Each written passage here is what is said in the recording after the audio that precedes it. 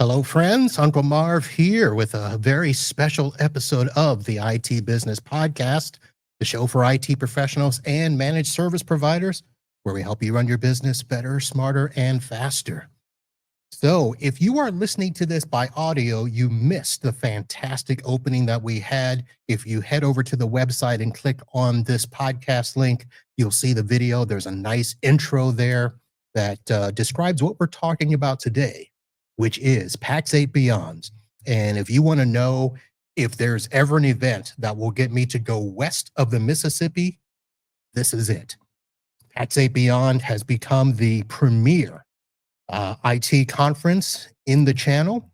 So picture this: 3 stunning days at the Gaylord's Rocky Resort in Denver.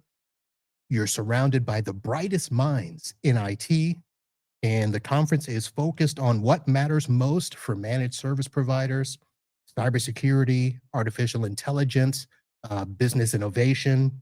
You've got hands-on workshops, and these are not just, rinky-dink workshops. These are from some of the best cutting-edge vendors in the space. It is packed with insights, with everything from mastering compliance to leveraging AI for operational efficiency. So if you are an MSP looking for an edge, this is the place to be. And, oh, by the way, there will be a very special musical guest. We'll see if we can find out who that is today. So in order to do that, let me bring up the host for the conference. You know him as a true legend in the channel, and especially because he is now an MSP legend, my friend, the Godfather, Rob Rae, in the house. How are you, Rob? I'm excellent, Marv. How you doing, bud? I am doing good. So for those that do not know, and I don't know how you wouldn't, Rob Rae is the Vice President of Community and Ecosystems over at Pax8. Pax8 Beyond, I'm not going to say it's your brainchild, but it's definitely identified and associated with you.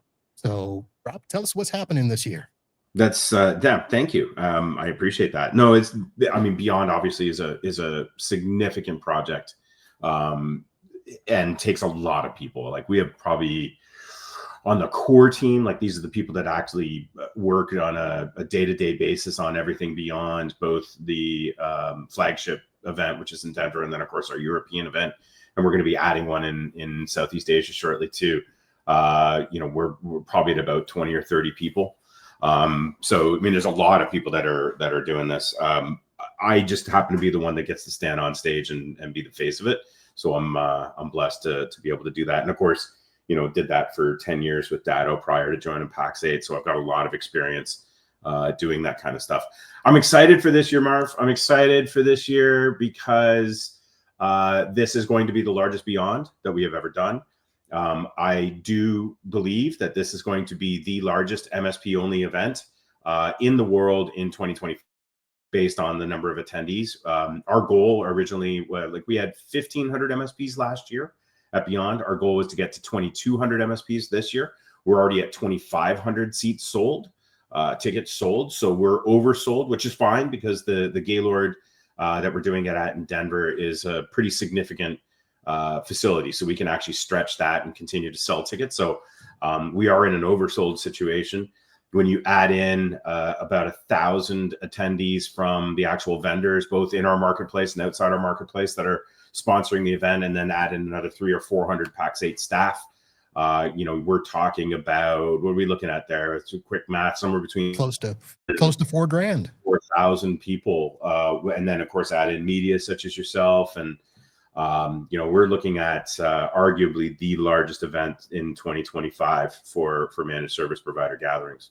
So let me ask this hard question. Now I heard there's a rumor that you might be outgrowing the Gaylord. So no, what would be the next place? No, we're not outgrowing the Gaylord, and the reason I say that is because the Gaylord can actually seat up to about 8,000. So we can actually grow double the size at the actual Gaylord, and we have a full buyout of the Gaylord. There's no other event happening. We have all the hotel rooms, so everybody that's going to be walking around that event will be with Pax8 Beyond, which is great. But no, there's still room to grow there. But One of the things that I like to do, Marv, and for those who actually went to DattoCon over the 10 years, is that I moved it around. We never did it in the same city. And part of the reason why I do this, and there's an event that we all go to, which is kind of like the can't miss event, or was kind of the can't miss event in our space for 15, 20 years. I'm sure you can guess at what show it is, but it's always in the same city, and it's at relatively the same hotel or the same 3 hotels. And it gets to the point where you go to this event and you know what the rooms are like, you know kind of the same routine, you know where the keynote's going to be, the stage looks the same, everything looks the same. Hell, I'm even at the point where I know where the stains on the carpets are. And you keep going back to the same place over and over again.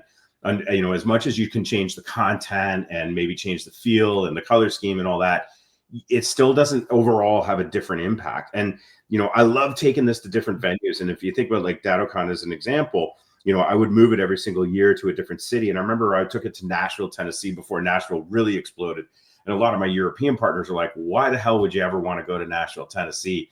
And then they came, and then they fell in love with it. And now they vacation there, and then by, moving it to different locations that you wouldn't necessarily go to, it gives you more of an experience rather than just sitting at an actual conference. So to answer your question, we've been in Denver for the last 3 years. Denver was picked because it is the home of Pax8. That's where our head office is. However, in 2026, we will be moving it to another city. 2027, we'll bring it back to Denver. So the compromise that I've got with my boss, Nick Hetty, is we'll move it every second year to a new location. So 2026 will be in a different location, and we will be announcing that at the event. Okay. All right. So basically, some of what you said is what we hear all the time when people talking about go to conferences. And it's like, if it's in the same place every year, it's like, okay, usually people will go, they'll bring the family for an extra day or two so they can go see the sites and stuff. But if it's in the same place and you've already done the sites, I tell people, like, if there's a conference in Florida, I'll go. They're usually in Orlando, and people are like, I've been to Orlando. I've been to Orlando too many times. I've been to Orlando 4 times already this year. To give you an idea of that. And I've been to Denver, for those 3 conferences, well, the 2 and then this year, but I've also been for other reasons. So yeah, there's not really much to entice me to do in Denver that I haven't already done. So another place might be interesting. Now, let me ask you this. Is it still going to be west of the Mississippi? It is going to be west of the Mississippi. Okay. I'm sorry. What is your dislike for west of the Mississippi? I don't understand. It's really not that. I just use that as an example. Really, what I like to do is I don't like to change planes. So I want a direct flight. And so far, Denver's about the furthest place west that I can get a direct flight for a decent price. I mean, I paid more this year than I did the previous years for my flight to Denver, and don't know why that is. What's your preferred airline? I don't have a preferred airline because, I mean, it would, lovely, it would be Delta. But what happens here in South Florida, everybody loves to be cheap, so it usually ends up being Southwest or Spirit. Right. I'll share with you that this place is going to be very easy to get to. Okay. All right. St. Louis would be nice.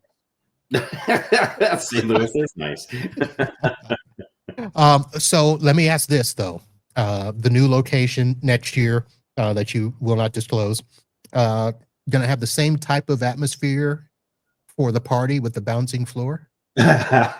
So the bouncing floor, we are moving it this year. Unfortunately, we have to move it to a different floor because of space. So we'll be on the main floor. For those of you that don't know what he's talking about, last year we were on the 2nd floor for our party at the hotel, which we had Ludacris out there and probably about 1,000 or 1,500 people bouncing around on the floor. And the floor was legit moving, like bottles were falling off the shelves and whatnot. Which, by the way, I'm told is completely safe. I was told that repeatedly because I have to keep asking that question. But no, we'll be on the main floor this year, so it'll be fine. You won't experience that again this year. It was fun, but a little scary for those. Little unnerving. I don't think I've ever felt that at an IT conference before.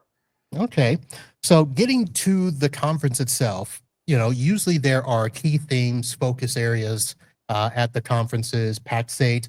To be honest, as a media person, I don't always get to go to individual sessions. I do make the main sessions, and this year I'm going to try to get to some of the breakouts and stuff. But from what I understand, cybersecurity and compliance still at the top, because of where we are. What are some of the other key themes that we can expect this year?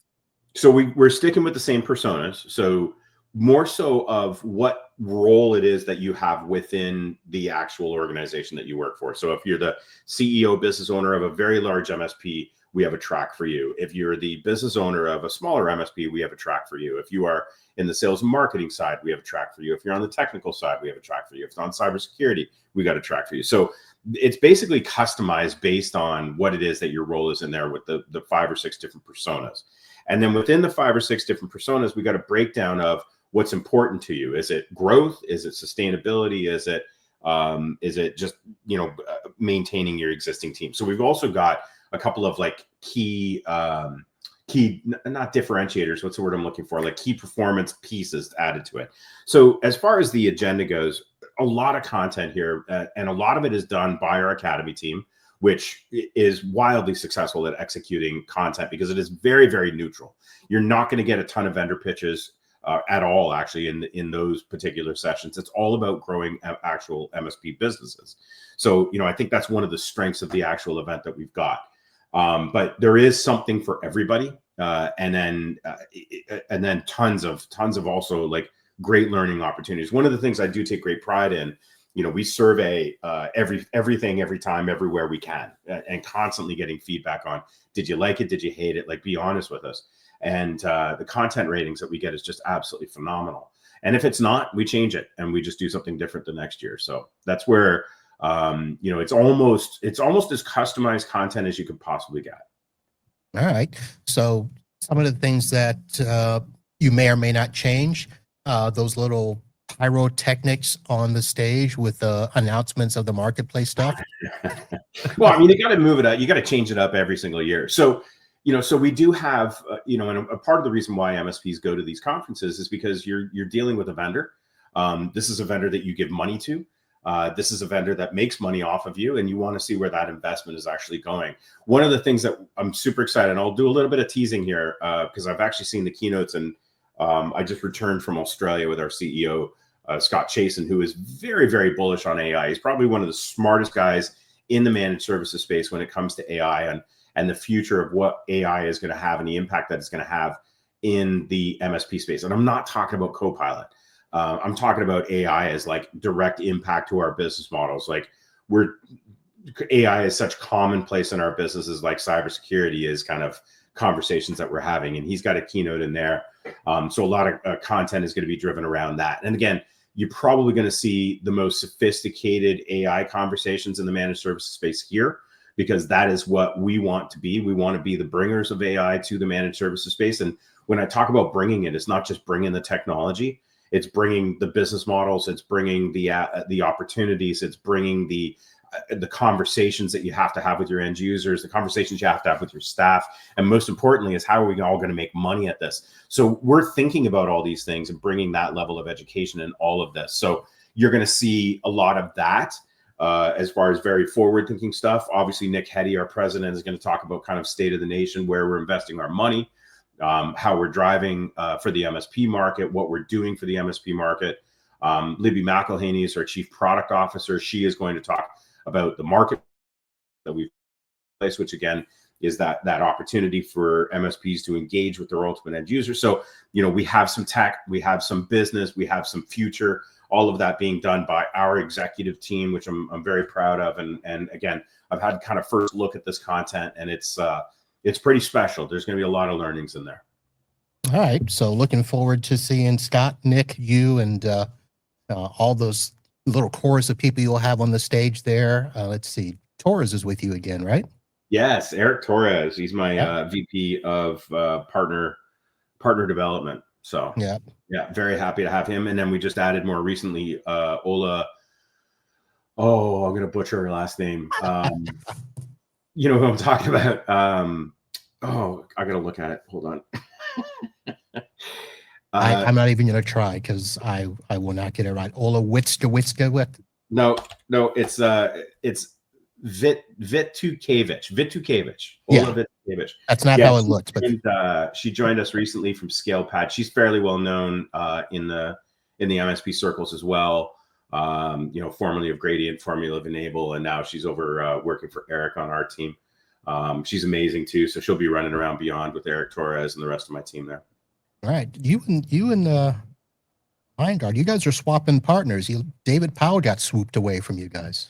Yeah, David's now CRO over at LionGuard, which is a phenomenal opportunity for him because, David, we had an opportunity to work with him, and he created some fantastic projects with us. I loved working with him. Obviously, phenomenal human being, but great opportunity for him to take on a bigger role with one of the vendors that we work very, very closely with. LionGuard is a very strategic vendor on our marketplace, so happy for him, happy for LionGuard, and actually, it still works very, very well for us at Pax8. Very nice. Let's go ahead and talk about you. You're very busy now. We are 11 days out. We are 11 days out.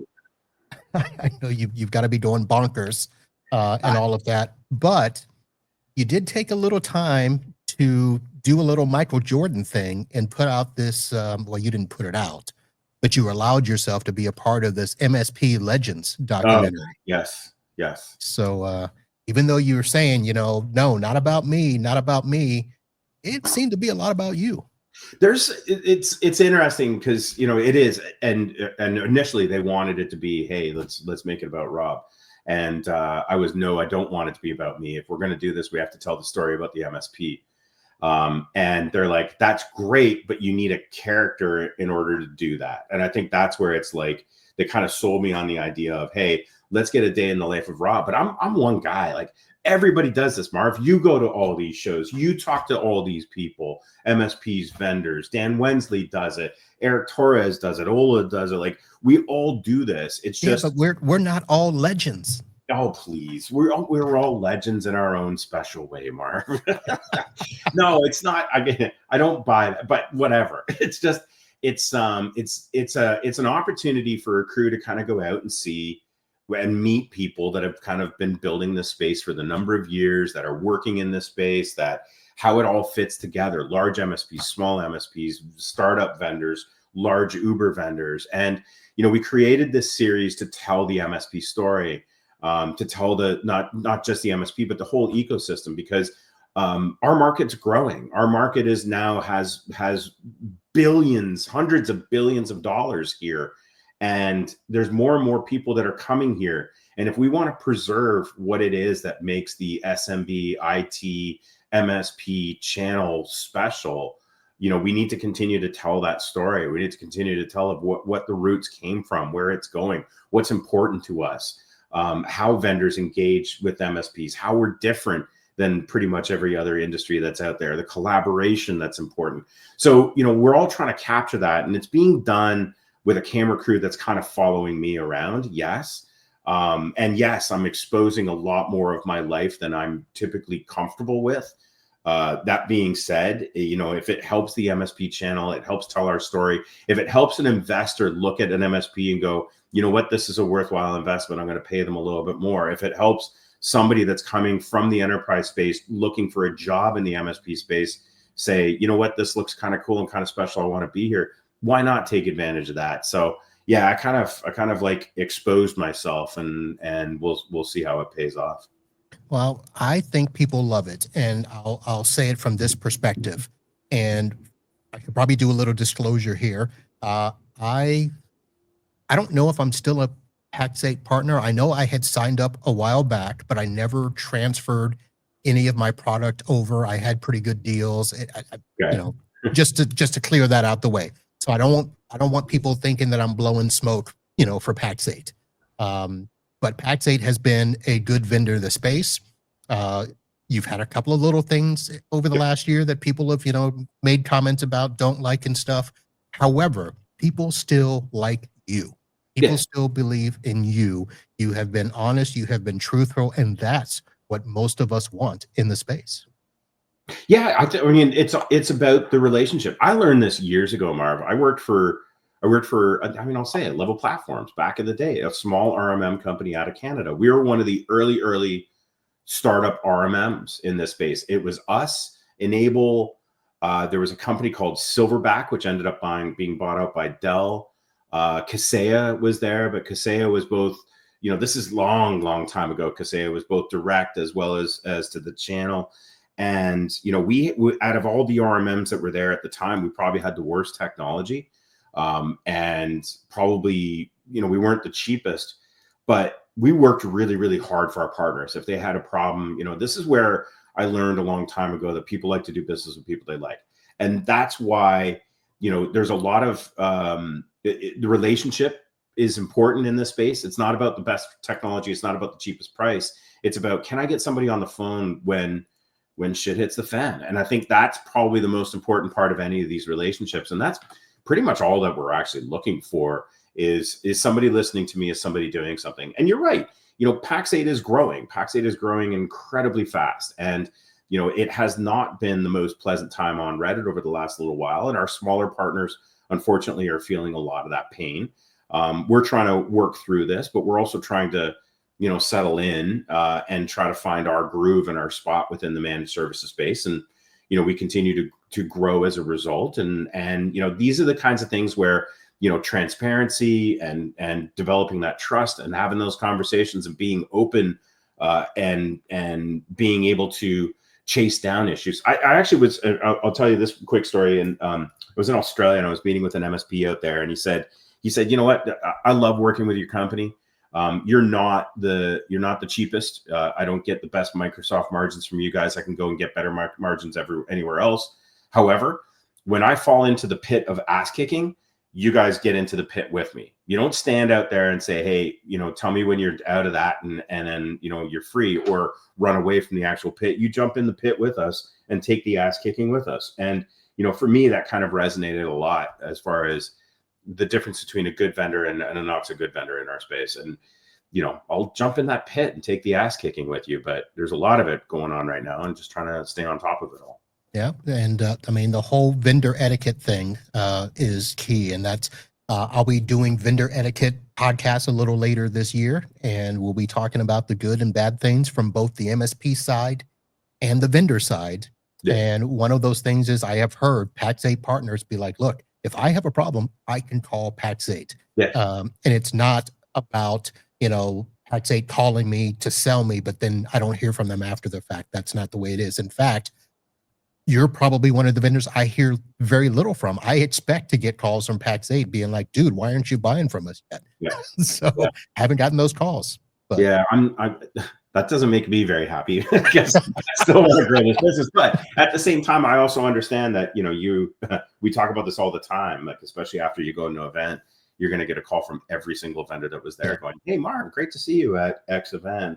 Are you ready to jump on a demo? And I think that's where we kind of can play, it's kind of a double-edged sword of what we do at Pax8, because, I can play completely neutral. You can come in and you can pick the flavor of ice cream you want. I'm not just pushing chocolate on you because that's the only thing I have on the truck. I have every flavor on the truck.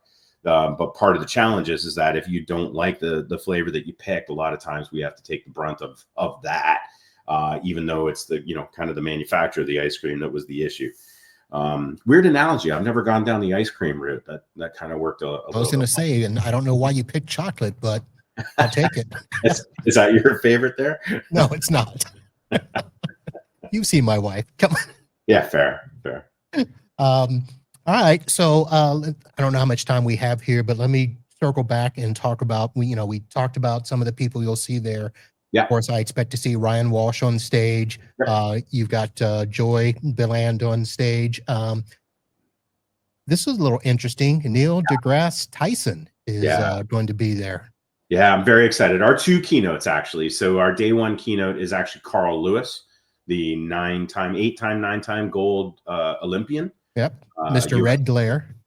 He actually was our keynote for Berlin. We did our first European conference.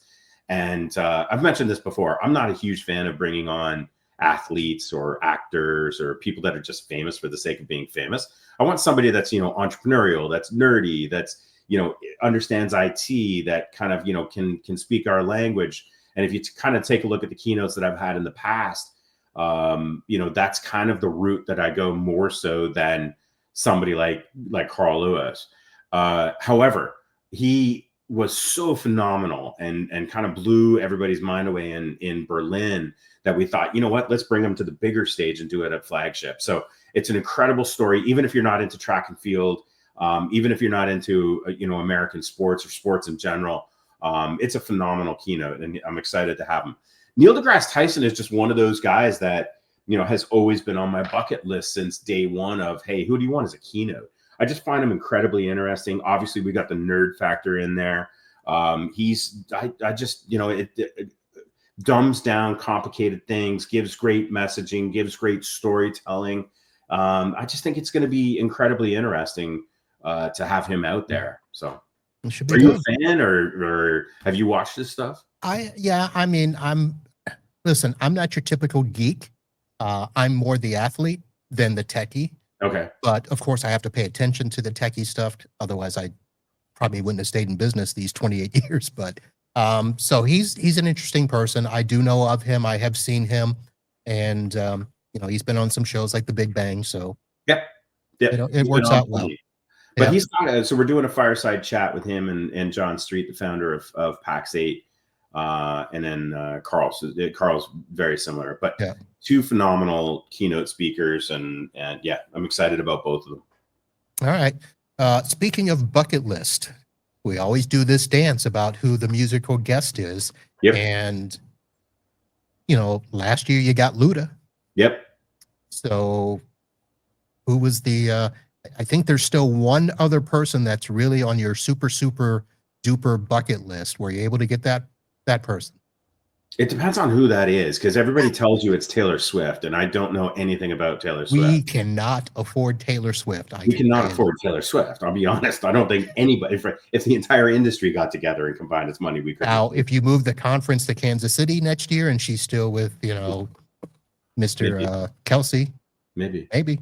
I still doubt it, though. A lot of these people frown on doing corporate events. Here's what I will share with you, because you know what? I want to keep it a surprise. You don't want me to tell you what I got you for Christmas.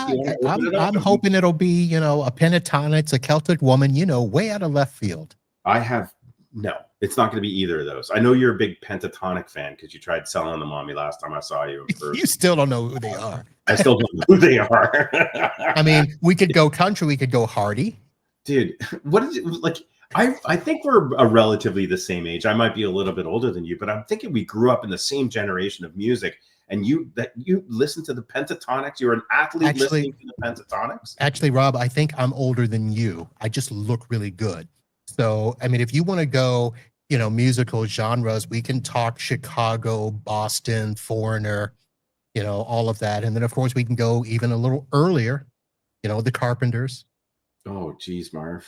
Maybe you are way older than me. I'll see if my dad's available to finish this conversation with you. No. Or we can go rock. We can go Iron Maiden. We can go, I had those in my repertoire. Sure. I'm a little more into the little bit further on alternative, new wave rap music. Love that kind of stuff. Anyway, Creed. It's generational. I will tell you that. This is so I'll tell you that we had Nelly the first year. He was phenomenal. Yep. We had Ludacris last year. He was phenomenal. I had a couple other artists lined up. Unfortunately, they're going on tour, and that was the only out that clause that they had. And I kind of was able to sign another artist who they are incredible, and I got them at a really good deal. And they're available, and I'm really excited about it, more so than I was if you put Nelly and Ludacris combined. How about that? But let's get there. Let's get there. Let's get them on stage, and then I'll tell you who it is. Gotcha. Alrighty, sir.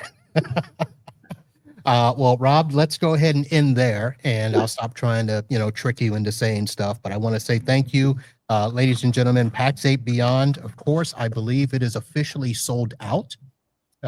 June 8th through the 10th at the Gaylord Rockies Resort and Convention Center in Denver, Colorado, and should be a fantastic event. Checking my notes to see if I left off anything there. Rob Rae will be your MC. Could I'll be be there for the fantastic. entire event. Looking forward to it. All right, Rob, thank you very much. And we'll have links in the Absolutely. show note, folks, for you to go look up stuff and follow Ray. And I'll even have a link to the MSP Legends special that you put together. You should check it out. First episode was good. Second episode was better. Third one's coming out shortly, and there's some pretty cool stuff in there that's very relevant for our space. Okay. All right, Rob, thank you very much. Ladies and gentlemen, thank you for watching and or listening. Rob, we'll see you in Denver. Thanks, Marv. And everyone else, we'll see you soon. Until then, holla.